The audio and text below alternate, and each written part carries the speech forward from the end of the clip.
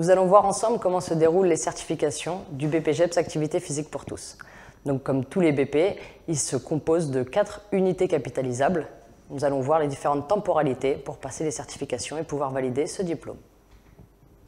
Avant de rentrer dans le vif du sujet, je rappelle l'importance des 3 familles d'activités: AJS, activité et jeux sportifs, APEC, activité physique d'entretien corporel, et APEN, activité physique en environnement naturel, car vous allez avoir une certification dans chaque famille d'activités, d'où l'importance d'avoir des structures d'alternance avec toutes ces familles représentées à l'intérieur pour vous préparer vraiment aux différentes épreuves du BPGEPS APT. 4 temps distincts. En décembre, une première épreuve qui est non certifiante, que je présenterai juste après. La première certification officielle, ce sera les UC3 sur la période d'avril-mai. À la suite de ça, on enchaîne avec l'UC4. Et enfin, après les vacances d'été, l'UC1 et UC2 durant une même épreuve. Donc, les exigences préalables à la mise en situation professionnelle servent à vérifier avec les stagiaires de la cohorte comme cobaye si vous avez bien le B.A.B.A. afin de pouvoir prendre en charge des groupes dans vos structures d'alternance. Cette certification est non certifiante et elle a lieu en décembre.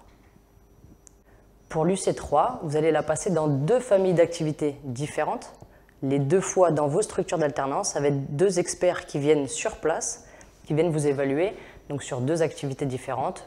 Pour chacune d'entre elles, vous devez produire un cycle comprenant au moins 6 séances avec votre public habituel, au moins 6 personnes.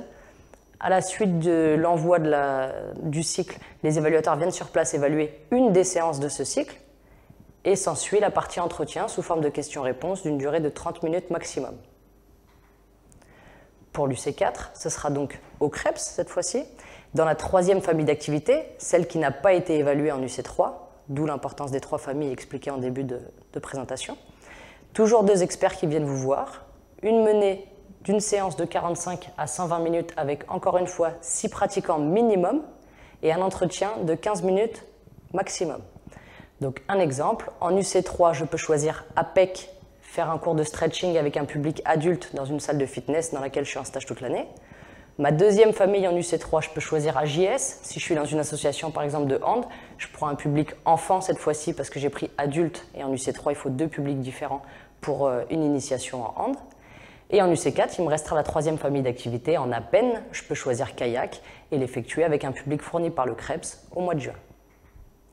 À la rentrée, on évaluera donc les 2 UC restantes, UC1 et UC2, soit le projet d'animation, où vous êtes évalué sur un dossier Word que vous devez rendre en amont de 20 pages paginées avec un contenu qui est très précis.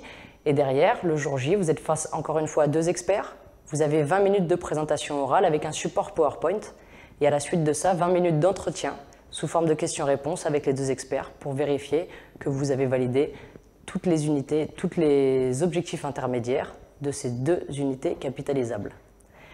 Si vous réussissez à valider les 4 unités capitalisables, donc UC3 dans 2 familles d'activités, l'UC4 dans la 3e famille d'activités et les UC1 et UC2, vous aurez alors le diplôme, vous pourrez demander une carte professionnelle et commencer votre nouvelle vie.